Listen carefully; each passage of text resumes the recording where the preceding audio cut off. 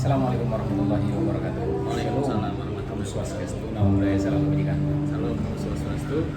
Hari ini kita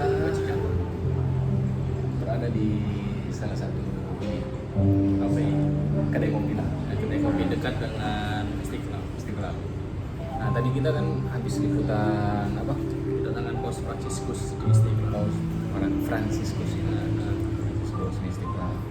Dan ada beberapa catatan yang kita lihat tadi itu. Ada kejadian-kejadian menarik, momen menarik. Tadi tuh yang sempat hadir tuh saya saksikan tadi tuh ada Menteri Keuangan Sri Mulyani, Menteri ada Kominfo, Kominfo, terus ada juga saya nggak tahu jabatannya, Udah Syihab ya. Abu Syihab juga enggak? Abu Syihab itu mantan Menteri luar negeri. Ada tadi tuh, ada Dino Patijalal, ada Di tadi jalan. Profesor Umar tentu kan dia. Terus apa namanya? Anaknya Gus Dur, Oh, Inaya Wahid, Alisa Wahid, istrinya juga. Apalagi tadi apa? Sinta Nurhiyah. Ada juga ngabalin tadi. Jadi ada Yusuf Kalla ada. istrinya SBY, Ani Yudhoyono. Kan udah meninggal, almarhum dia. Gimana sih? Oh beda ya? Kayaknya itu salah lihat kayak gue tadi. Dia almarhum. Almarhum. Almarhum. Ada JK tadi kan? JK. Ada siapa? Rosan Roslani. Ya. Ada tadi. Siapa lagi? Tokoh-tokoh yang hadir tadi pertemuan.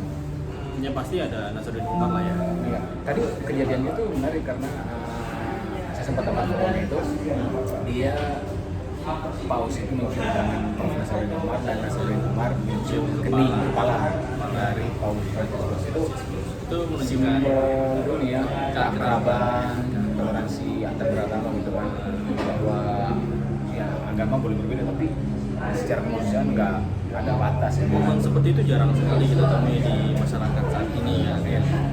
Banyak terpecah belah yang ya ada juga tadi kita sebutkan kan apa namanya eksploitasi agama untuk konflik dari beberapa Paus itu. Ada juga yang seperti itu yang harus dihindari. Dan memang di Indonesia tuh apa ya, yang konflik agama itu pernah terjadi di daerah kan, ada di Ya. dulu di mana Poso dulu di Ambon dulu kan ya, dokumenternya AFP News itu atau AP News, Associated Press. Associated Press itu pernah dokumentasinya ada Dan tuh. videonya banyak, dokumenternya banyak. Video-video segala macam. Iya. Jadi perbedaan agama itu ya masalah. Saya pernah di Manado itu, di sana Muslim sama Kristen ya aman-aman aja, tenang, hidup tentram, damai gitu kan. Cuman memang ada beberapa oknum yang menggunakan agama ya untuk entah itu kepentingan politik, entah itu kepentingan bisnis dan segala macam. Itu yang seharusnya dihindari Pak. Patut seperti itu. Nah, nanti kita akan berangkat lagi ke GBK untuk mengikuti misa akbar ya di sana. Ya. Nah, alhamdulillahnya tadi tuh dapat saya akses ke sana. Ini dapat GPK. Saya tahu dapat dari ini apa? Jurnalis Kompas TV, Oh gitu. Gloria Onyong. Oh Gloria. Onyong. Itu dia juga jadi panitia. Dia panitia. Terus saya komite di sana. Ya, di komite dia. Nah, dia tuh ngasih ini tadi ke saya. Dia juga ya tadi ngasih transkripsi apa tuh. Oh, dia Gloria juga. Nah, di sini kira-kira nanti misalnya jam 4 itu udah akan ada di GPK. Udah mulai ya? Sudah mulai Kita persiapan. kesana nanti di sekitar jam 1, jam 2 lah.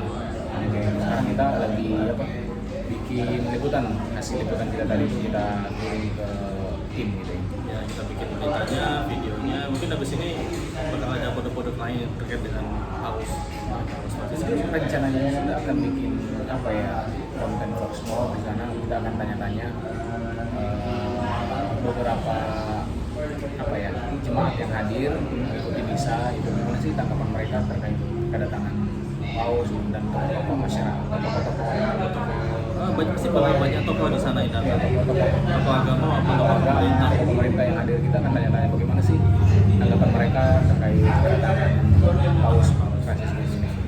Dan ini pasti kan ada misi yang dibawa juga kan, misi perdamaian gitu kan. Paus Fransiskus ini dia terkenal dengan istilah keimanan lingkungan apa ya? dia yang mendorong masalah Kristen itu untuk apa namanya menjaga lingkungan, untuk bagaimana caranya lebih ramah lingkungan segala macam berbagai politik. Dan dia kedatangannya tuh sederhana sekali katanya ya, dia nggak mau naik jet pribadi, Pakai Innova dia. pakai Innova, terus apa ya, dia tuh ya ingin mengkampanyekan bahwa hidup sederhana itu ya, mewah-mewahan itu ya. Iya. Karena banyak beberapa tokoh agama kita ya, di Indonesia lah, Di Indonesia. Ya. Aduh, Ya. aduh, miris kita lihat. Pakai Alphard. Ada yang pakai mobil sport juga. Maksudnya ya agama nggak melarang itu juga kan, maksudnya nggak melarang apa memperkaya diri, karena itu memperkaya diri itu yang pertama kita bisa bersedekah, itu bahkan ya agama juga kan, kita bisa dikaji dengan harta itu juga. Ya, Itu sih sebenarnya, jangan sampai niatnya itu kita memperkaya diri, menyombongkan diri, takabur, itu sih. Sebenarnya percaya diri nggak masalah, tapi menggunakan agama sebagai alat untuk memperkaya diri itu yang Berbahaya ya. berbahaya.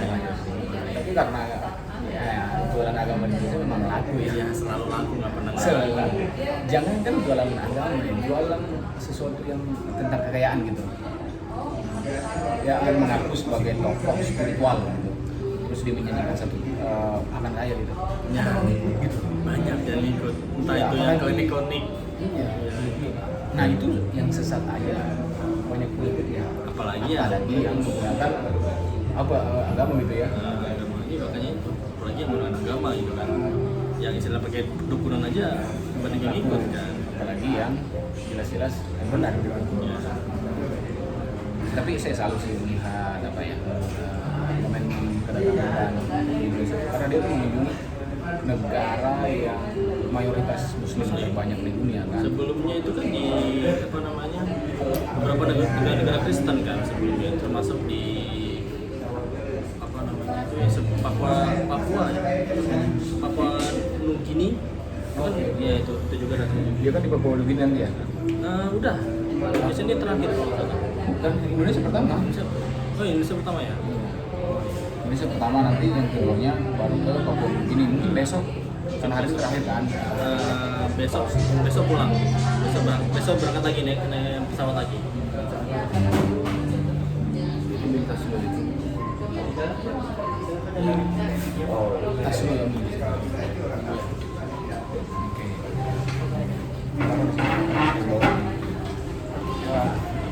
Terus Besok lagi. dia kan ke Indonesia, tapi poin yang disampaikan itu dalam pidato Paus apa sih? Tadi itu bahas tentang deklarasi ya. Pertama tadi kan ya, pertama sebagai umat beragama itu yang harus menjaga lingkungan, apa namanya menghadapi krisis lingkungan, terus juga krisis konflik yang terjadi di beberapa negara kan yang menggunakan agama sebagai untuk eksploitasi dalam kelompok sendiri segala macam gitu. Itu poin utamanya gitu sebenarnya. Apa lagi? Poin utamanya itu aja sih sebenarnya. Paling misalnya apa namanya menghargai Indonesia yang bineka tunggal ika. Sebagai negara yang multikultural, multi agama, tapi tetap akhir-akhir itu mulai tetap apa namanya stabil gitu ya. Dan apalagi dibandingkan dengan Timur Tengah ataupun dengan negara lainnya. Oke. Terus apa lagi? Sambil saya ngopi file ya. Itu sih poin utamanya sih yang saya baca. Deklarasi Tapi itu kan apa ya? Katolik dengan Protestan itu beda ya? beda itu ada sejarahnya sih. Oke, gimana tuh? Jangan tanya saya nggak paham. Berkestunan saya bukan orang Kristen. Tapi dulu juga pernah ada kunjungan tokoh agama dari Yaman kan, namanya Habib Umar. di Umar, itu juga ramai juga kan. Tapi dia cuma di Istiqlal. Kalau tokoh Katolik ini dia tuh ke Mana-mana semua tempat ya. Semua tempat. Nah, itu Istana yang presiden. karena dia tuh levelnya kayak presiden kan ya, Dia itu kan udah kayak presiden dia ya. pemimpin tertinggi di Vatikan.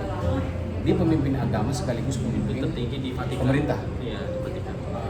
Kalau Habib Umar dia tuh hanya pemimpin di apa agama gitu. Iya, dia terkenal di Yaman. Setiap negara itu kan punya imam besar ya. Di negara apa namanya masih sangat terbantu, terutama di Goma, di Arab Saudi, Yaman juga itu jadi Habib Umar terkenal. Tapi penting sih maksudnya kunjungan dari beberapa apa ya tokoh agama gitu ke Indonesia itu karena kita kan masyarakat yang majemuk ya, masyarakat yang sukunya beda, agamanya banyak gitu kan. Itu penting sih untuk menunjukkan bahwa ya dengan latar belakang agama yang beda aja kita boleh silaturahim gitu kan. Bahkan tadi sempat masuk di terowongan silaturahim kan. Terowongan apa sih? Terowongan toleransi kali. Terowongan ini terowongan silaturahim, terowongan toleransi, pada lintas agama yang disebutkan juga oleh Nasruddin Umar. Jadi Istiqlal itu cuma sebagai tempat ibadah, tapi juga sebagai tempat kemanusiaan. Iya. Karena itu sih yang harus dipahami bahwa umat Islam itu ya dia harus sebagai selain hamdul minallahnya hubungan dengan Allah. Hamdul minallah. Itu penting juga kan. Dan ada lagi hamdul minal alam kan, hubungan dengan alam gitu. Seperti yang disampaikan oleh Kopi tadi kan, ya, tentang lingkungan, hubungan antar manusia dan juga tentang ibadah juga. Ya, jadi yang merawat lingkungan itu bagian dari ibadah juga. Jadi jangan mempersempit bahwa ibadah itu hanya ya datang ke masjid gitu. Bahkan di masjid Istiqlal itu ya itu seperti apa ya masjid Nabi dulu gitu. Jadi di masjid itu sebagai Ya cuma tempat ibadah, tapi juga tempat berdialog. iya tempat dialog, tempat ada juga orang dagang gitu. Jadi Mengatur strategi perang juga di sini. di situ kan. Jadi banyak pemimpin yang di masjid gitu. Bukan cuma pusat agama itu pusat peradaban lah kalau istilahnya dulu kan digunakan semaksimal gitu. Tapi kalau politik bagaimana menurut kalau masjid? Maksudnya politik apa nih? Waktu kampanye ada. Ya nggak tahu juga sih, yang bisa jadi alat juga. Tapi kan ya seperti yang disebutin tadi kan, jangan eksploitasi agama untuk kepentingan tertentu lah ya. Masuk politik segala macam. Ya kita beragama ya beragama secukupnya, tapi kita tetap saling menghargai dan nggak menggunakan agama untuk kepentingan pribadi itu untuk kepentingan masyarakat. Mungkin sekian ya. Nanti kita akan laporkan lagi kegiatan di GBK. Bagaimana sih kesakralan gitu ya, hikmah dari bisa. Saya pertama kali datang ke sana juga bisa Belum pernah. Kan kayak di Indonesia itu baru kali ini ya. Sebelumnya ada, cuman mungkin tahun berapa pas mau sudah tentu terakhir tahun berapa itu? 2000 berapa? Itu belum di Jakarta sih. Oke ya. Sekian untuk kita hari ini. Assalamualaikum warahmatullahi wabarakatuh.